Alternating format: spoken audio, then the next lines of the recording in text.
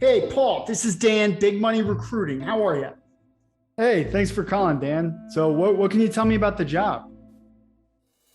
Well, this is a coder job, so you're going to be doing a lot of coding, programming, developing. Okay, well, what about the company? Paul. They do so many things, I can't boil it down to just one thing. Do you trust me? Do you trust me? You just have to trust me on this. You're going to get the information you want. You're going to just need to send me the resume and put your faith in Dan the man. It's not a good look if you're talking to a recruiter on the phone and they can't tell you basic information about a company or a role. It just seems fishy.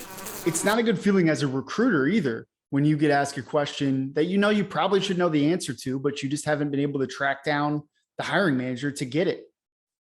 A good recruiter will put time on your calendar to discuss a role before starting a search, but they get busy.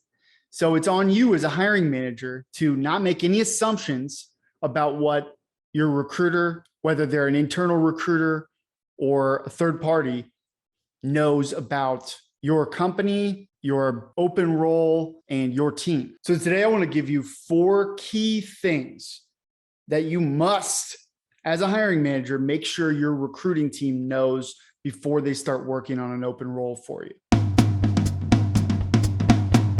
So there's 2 pieces to this. Why is the role open? So did you just have to fire somebody? Or you just got some VC money and it's a rocket ship to the moon? Couldn't be a more exciting time to join this company. The other piece to why you're hiring is, why does this role exist? So a great way to think about this is, what problem are they trying to solve? It just makes for a much more compelling description of what they're going to be doing every day. So this sounds obvious. You should have at least 2 or 3 clear-cut selling points as to why this is a good place for somebody to work. Why would someone want this job? Autonomy is a good one. Smaller companies have this over large ones. You know, you're not going to be siloed in one role for the next 3 years, only doing one thing. You're going to have an opportunity to do something different every day, wear a lot of hats.